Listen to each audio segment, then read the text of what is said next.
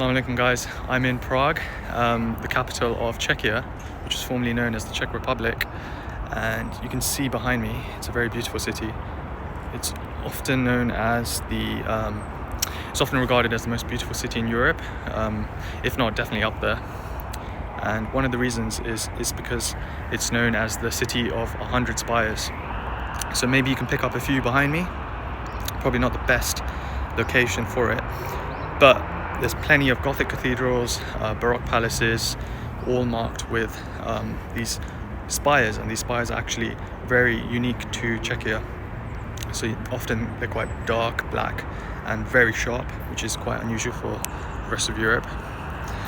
And another thing about Czechia, Prague and Czechia, is the city is really dominated by this river that runs through it, which is the Vltava River, cutting right through the city. And it's a very beautiful river. A lot of the most beautiful parts of Czechia, of Prague, are located on this river. So I think some of you might be familiar with the most famous monument in Prague, which is the Charles Bridge. Other famous monument which is based on this river, located on this river, and we'll be heading there inshallah tomorrow early in the morning because it's quite packed usually during busy times. Other famous monuments you might be aware of in Prague is the astronomical clock, various other ones. But yeah, I just thought I'd touch on, it's not just like it's not just for tourism around like these monuments. It's actually got very rich history. So it was the location of Bohemian kings, Holy Roman emperors as well were based here. So the Holy Roman Empire was an empire that was formed in the Middle Ages to kind of recreate the Roman Empire in many ways, trying to model it off the old Western Roman Empire, which was of course disbanded in around 500-600 AD.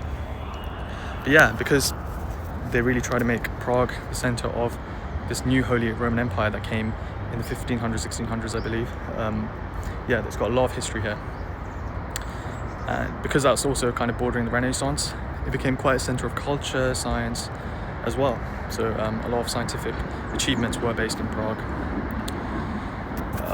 So later on, I'm talking about, this has been a very famous city throughout the medieval period.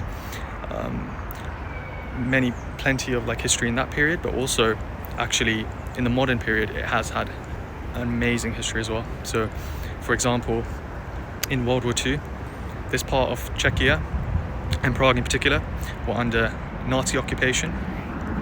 And I'm sure a lot of you are familiar with the fact that Hitler, when he was invading various regions in Europe, just prior to Poland, he invaded Sudetenland, which is a part of Czechia, which used to have a very big German population. And that's the reason he invaded Czechia in the first place. And Prague was one of the cities that was captured. So this was under Nazi occupation in World War II.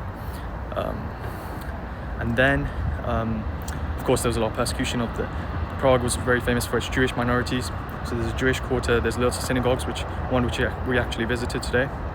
And yeah, they went through intense persecution during this Nazi occupation period.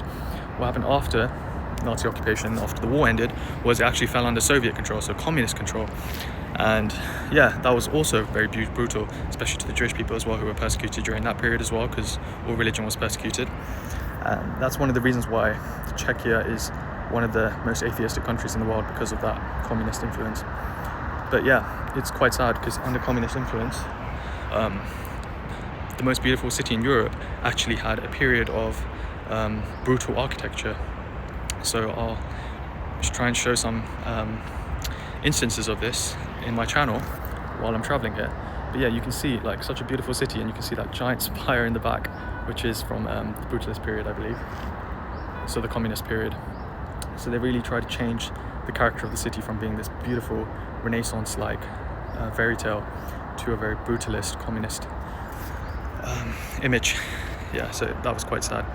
And you can really see it's very interesting. So it's a very beautiful city. It kind of shows elements of all of the periods it's been under. So whether that be the Holy Roman Empire, whether that be Nazi occupation, whether that be communist rule, and whether that be the free Czechia that there is now. It really shows you it's a beautiful example of like history through the ages, influences through the ages. And yeah, just honestly, a very beautiful city. often regarded as the most beautiful city in Europe, so definitely recommend coming. So thanks for watching and take care.